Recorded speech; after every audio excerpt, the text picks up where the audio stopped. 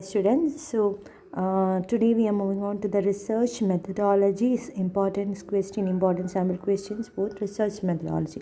അപ്പോൾ നിങ്ങളുടെ HR-ൻ്റെ ഞാൻ അപ്ലോഡ് ചെയ്ത ക്വസ്റ്റ്യൻസ് ഒക്കെ നിങ്ങൾക്ക് യൂസ്ഫുൾ ആയെന്നും അതിൻ്റെ ആൻസേഴ്സ് ഒക്കെ നിങ്ങൾ പഠിച്ചെന്ന് ഞാൻ വിശ്വസിക്കുന്നു. അപ്പോൾ എക്സാം സിമ്പിൾ ആയിരിക്കും. അതുകൊണ്ട് ഇതേപോലെ തന്നെ ഒരു റിസർച്ച് മെത്തഡോളജിയുടെ കുറച്ച് ക്വസ്റ്റ്യൻസ് ആണ് നമ്മൾ ഇന്ന് ഡിസ്കസ് ചെയ്യാൻ പോകുന്നത്. മൺഡേ നിങ്ങളുടെ എക്സാം റിസർച്ച് മെത്തഡോളജി ആയതുകൊണ്ട് ഓക്കെ. സോ ഇതും ഒരു ക്വസ്റ്റ്യൻ പാറ്റേണിനെ പോലെ തന്നെയാണ് ഞാൻ ഡിസ്കസ് ചെയ്യുന്ന പാർട്ട് എ ബി സി എന്ന രീതിയിൽ തന്നെ. പാർട്ട് എ എന്ന് പറയുമ്പോൾ ഒരു 3 മാർക്സ് ക്വസ്റ്റ്യൻസിൻ്റെ എങ്ങനെ അറ്റൻഡ് ചെയ്യണം, അപ്പോൾ അതിൻ്റെ എക്സ്പ്ലനേഷനും ഞാൻ ഈ വീഡിയോയ്ക്ക് ശേഷം അടുത്ത വീഡിയോയിൽ അപ്ലോഡ് ചെയ്യുന്നുണ്ടാവും. പാർട്ട് എ ആയിരിക്കും അപ്ലോഡ് ചെയ്യുന്നത്. അപ്പോൾ അത് നിങ്ങളെല്ലാവരും വാച്ച് ചെയ്ത് നോക്കണം after watching all these questions. Okay, അപ്പോൾ നമുക്ക് ഫസ്റ്റ് ക്വസ്റ്റ്യനിലേക്ക് പോകാം കൂടുതൽ ലാഗ് ഇല്ലാതെ തന്നെ. So the first one is what is research problem and what are it's sources. അപ്പോൾ നിങ്ങളുടെ റിസർച്ച് മെത്തഡോളജി എന്ന് പറയുന്ന ഒരു സബ്ജക്റ്റിൽ നിങ്ങൾക്ക് 5 മൊഡ്യൂൾസായിട്ടാണ് പഠിക്കുന്നത് അല്ലേ. ഫസ്റ്റ് മൊഡ്യൂളിലാണെങ്കിൽ റിസർച്ച് മെത്തഡോളജിയുടെ ബേസിക്, ഒരു റിസർച്ചിൻ്റെ good characteristics, what are the types of research ഒക്കെ. സെക്കൻഡിലാണ് നിങ്ങൾ റിസർച്ച് പ്രോബ്ലം ഡിസ്കസ് ചെയ്യുന്നത്. അപ്പോൾ അവിടെ ആ ഒരു മൊഡ്യൂളിൽ നിങ്ങൾ പഠിക്കേണ്ട റിസർച്ച് പ്രോബ്ലം, പിന്നെ സോഴ്സസും, പിന്നെ ടെക്നിക്സ് ഇൻവോൾവ് ഇൻ സോൾവിങ് ആ പ്രോബ്ലം. ഒരു റിസർച്ച് പ്രോബ്ലം സോൾവ് ചെയ്യുന്നത് എങ്ങനെ. അപ്പോൾ അതിനകത്ത് ആ സെക്കൻഡ് പാർട്ടായിട്ടുള്ള സോഴ്സസും റിസർച്ച് പ്രോബ്ലം എന്താണെന്നാണ് ഫസ്റ്റ് ക്വസ്റ്റ്യൻ പറഞ്ഞിരിക്കുന്നത്. ഇത് ഇമ്പോർട്ടൻ്റ് ആയിട്ടുള്ളൊരു ക്വസ്റ്റ്യൻ ആണ്. Second is define the empirical research, action research and social research. ഞാൻ പറഞ്ഞു ഫസ്റ്റ് മൊഡ്യൂളിൽ നിങ്ങൾക്ക് ടൈപ്സ് ഓഫ് റിസർച്ച് പഠിക്കേണ്ടടുത്ത് ഡിസ്ക്രിപ്റ്റീവ്, അനലിറ്റിക്കൽ, അങ്ങനെ ഓരോ ക്ലാസിഫിക്കേഷനുള്ള പോലെ എംപിറിക്കൽ, ആക്ഷൻ, സോഷ്യൽ റിസർച്ച് അങ്ങനെ ടേംസും ഡിസ്കസ് ചെയ്യുന്നുണ്ട്. അതാണിവിടെ ചോദിച്ചിരിക്കുന്നത്. Third is define the terms hypothesis. Define the terms ഒരു 4 ടേംസാണ് ഇവിടെ പറഞ്ഞിരിക്കുന്നത്. അപ്പോൾ നിങ്ങൾ ഓരോന്നും ചെറിയ ചെറിയ ഡെഫിനിഷനായിട്ട് തരണം. അപ്പോൾ അതിലെ ഫസ്റ്റ് വണ്ണാണ് hypothesis, second historical research, then pilot study, clinical interview. അപ്പം ഹൈപ്പോത്തസിസ് എന്ന് പറയുമ്പോൾ നമുക്കറിയാം ഒരു റിസർച്ച് പ്രോബ്ലത്തിന് വേണ്ടിയിട്ട് നമ്മളൊരു സ്റ്റേറ്റ്മെൻറ്റ് പ്രിപ്പയർ ചെയ്താൽ which is to be neglected, അതിനെയാണ് നമ്മൾ ഹൈപ്പോത്തസിസ് എന്ന് പറയുക. 2 ടൈപ്പ് ഓഫ് ഹൈപ്പോത്തസിസ് ഉണ്ട്, നൾ ഹൈപ്പോത്തസിസ്, ഓൾട്ടർനേറ്റ് ഹൈപ്പോത്തസിസ് ഒക്കെ. അത് ഡിസ്കസ് ചെയ്യണം.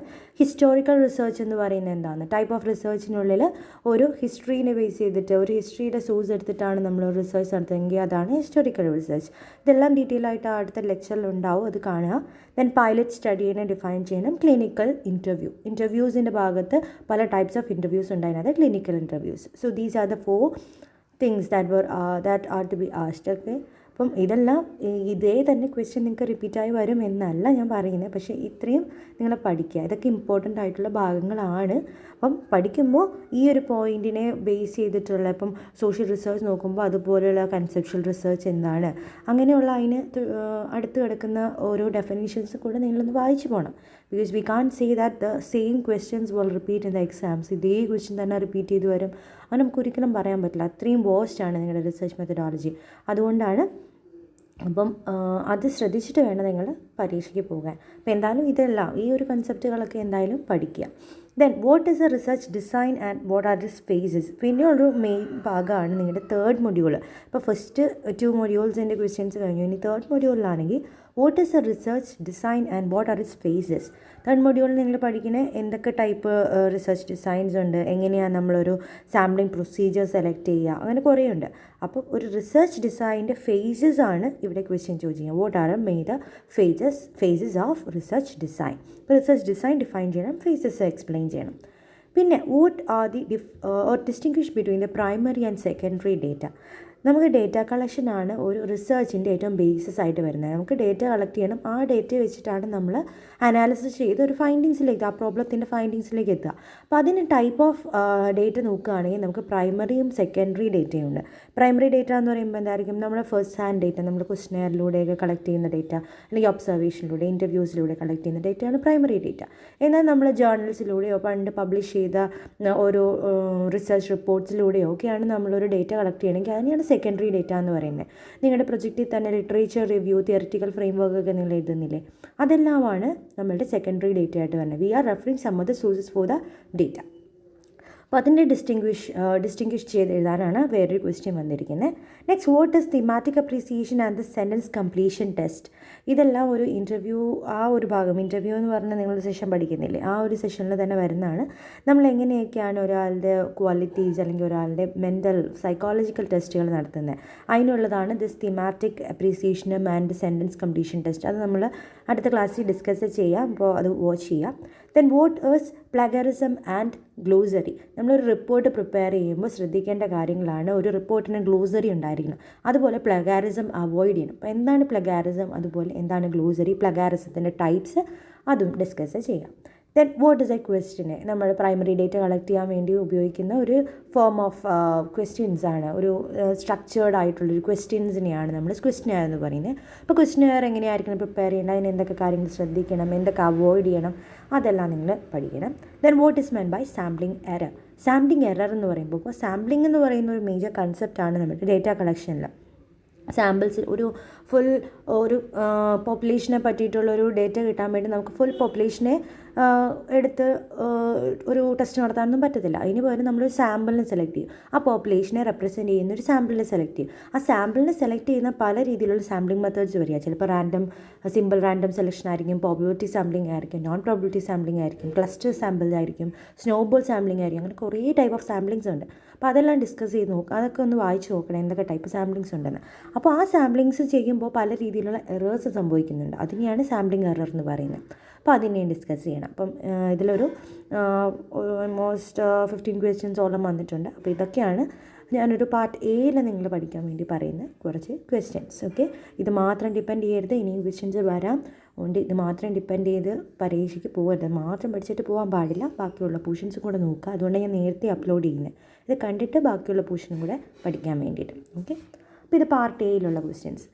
ഇനി ഒരു പാർട്ട് ബി ഒരു ക്വസ്റ്റ്യൻ ആണെങ്കിൽ നമ്മൾ എന്തൊക്കെ പഠിക്കണം. ഓക്കെ, അതിൽ ഫസ്റ്റാണ് what is a research proposal and what are its objectives.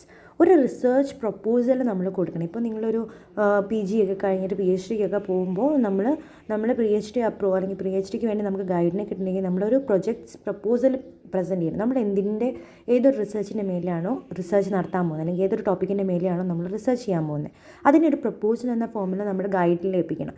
അതിനുശേഷമായിരിക്കും if it is found to be good, അല്ലെങ്കിൽ അതിന് ഫീസിബിലിറ്റി ഉണ്ട് എന്ന് മനസ്സിലാക്കിയിട്ട് ഗൈഡ് നമുക്ക് അതിനുള്ള ഹെൽപ്പ് തരും. അപ്പോൾ അതിനെയാണ് ഒരു റിസർച്ച് പ്രപ്പോസൽ എന്ന് പറയുന്നത്. നമ്മൾ അതിന് പ്രപ്പോസ് ചെയ്യുകയാണ്. ഓക്കെ, ഒരു സ്റ്റേറ്റ്മെൻറ്റ് പോലെ ഇതാണ് നമുക്ക് ചെയ്യാനുള്ള വർക്ക് എന്ന് കൊടുക്കുന്നത്. അപ്പോൾ എന്താണ് റിസർച്ച് പ്രപ്പോസൽ, എന്താണ് അതിൻ്റെ ഒബ്ജക്റ്റീവ്സ്, അതാണ് ഫസ്റ്റ് ക്വസ്റ്റ്യൻ വരുന്നത്. Second, what are the objectives and characteristics of A research. Normal research എന്ന് പറയുമ്പോൾ, അല്ലെങ്കിൽ ഒരു ഗുഡ് റിസർച്ച് എന്ന് പറയുമ്പോൾ അതിന് എന്തെല്ലാം ക്യാരക്ടറിസ്റ്റിക്സ് വേണം, അല്ലേ? എല്ലാവർക്കും റെലവൻ്റ് ആയിട്ടൊരു ടോപ്പിക് ആയിരിക്കണം, എല്ലാവർക്കും മനസ്സിലാവണം, എല്ലാവർക്കും അത് യൂസ്ഫുൾ ആവണം. അങ്ങനെ കുറേ ക്യാരക്ടറിസ്റ്റിക്സ് ഉണ്ട് റിസർച്ചിന്. അതുപോലെ കുറച്ച് ഒബ്ജക്റ്റീവ്സും ഉണ്ട്, ഒരു റിസർച്ചിൻ്റെ ഒബ്ജക്റ്റീവ്സും ഉണ്ട്, എന്തിനാണ് നമ്മൾ റിസർച്ച് ചെയ്യുന്നത്. അപ്പോൾ ഇതൊക്കെയാണ് സെക്കൻഡ് ക്വസ്റ്റ്യൻ ആയിട്ട് പറഞ്ഞിരിക്കുന്നത്. Third is what is hypothesis, it's sources and it's type. Hypothesis എന്താണ്, അതിൻ്റെ സോഴ്സസ് എന്താണ്, അതിൻ്റെ ടൈപ്സ് എന്താണ്. ടൈപ്സ് ഞാൻ പറഞ്ഞു, നൾ ആൻഡ് ആൾട്ടർനേറ്റീവ്. അതുപോലെ അതിന് പല രീതിയിലുള്ള സോഴ്സസ് ഉണ്ട്. അതൊക്കെയാണ് തേർഡ് ക്വസ്റ്റ്യൻ ആയിട്ട് വരുന്നത്.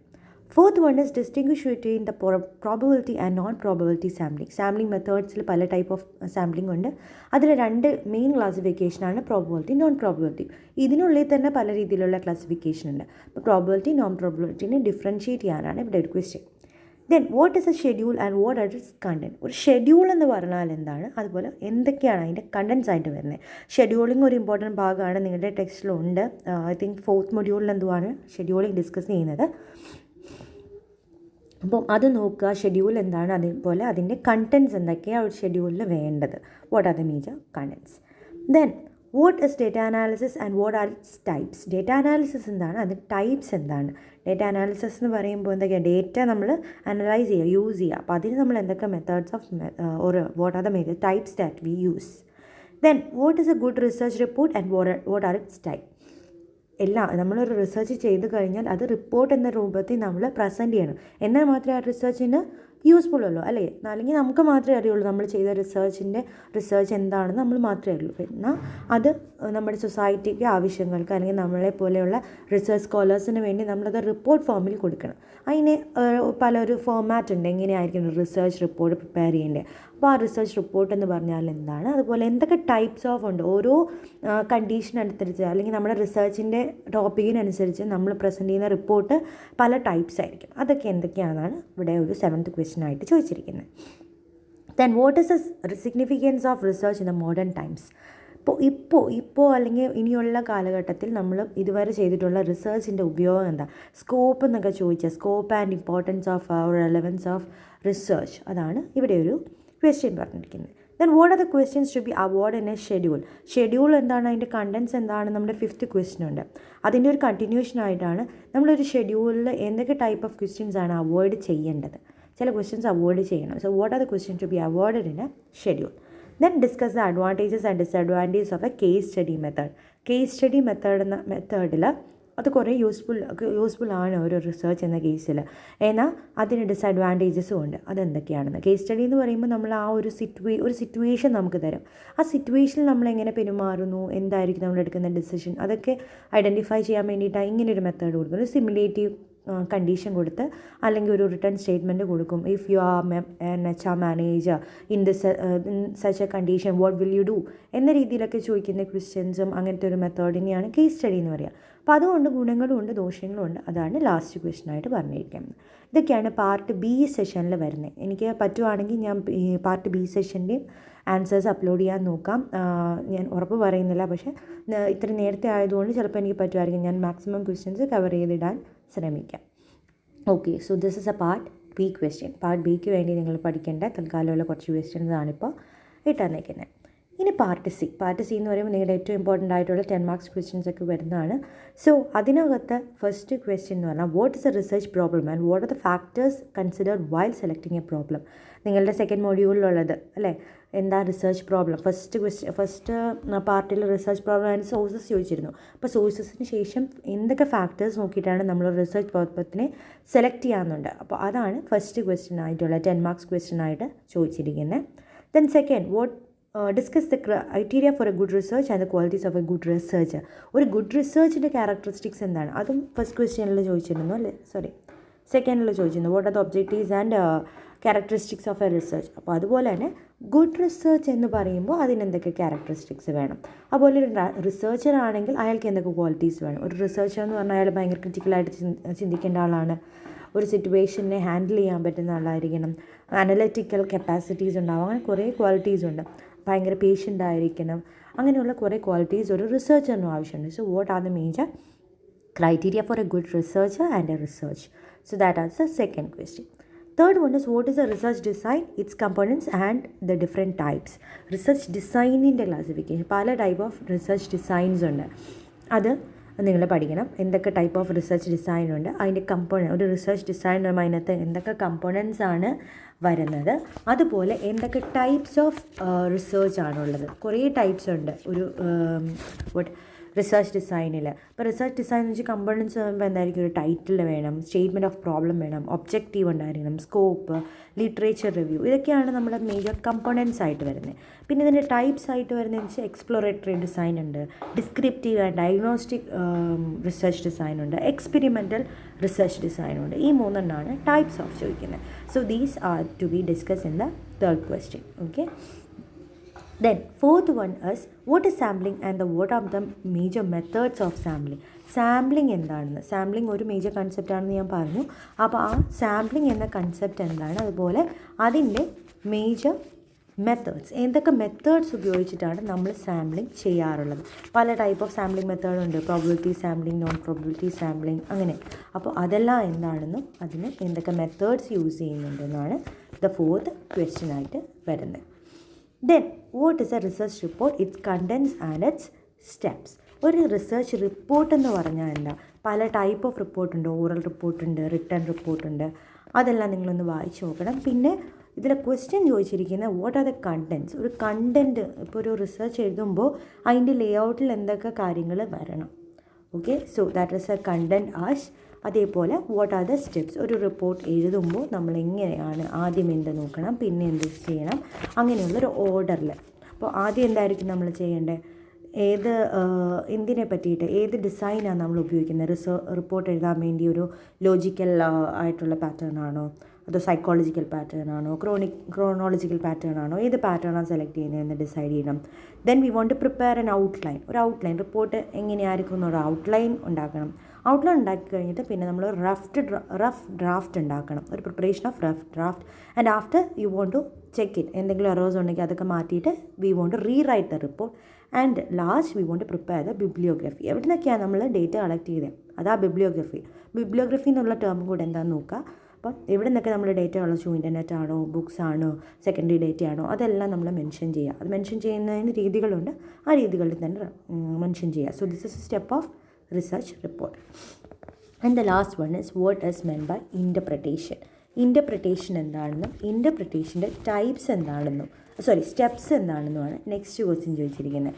ഇൻ്റർപ്രിട്ടേഷൻ എന്ന ടേം എന്താണെന്നും what are the steps of interpretation. Okay, so ഇത്രയാണ് ഞാൻ നിങ്ങളുടെ ലാസ്റ്റ് സെഷനിലായിട്ടുള്ള ക്വസ്റ്റ്യൻസ് ഇട്ടിരിക്കുന്നത്. അപ്പോൾ ടോട്ടലി എ ബി സി എന്ന് പറഞ്ഞ ഏത് ക്വസ്റ്റ്യൻസ് ഞാൻ അടുത്ത് തന്നെ അപ്ലോഡ് ചെയ്യാം, ഇതിന് ആൻസേഴ്സ് അത് കാണാം.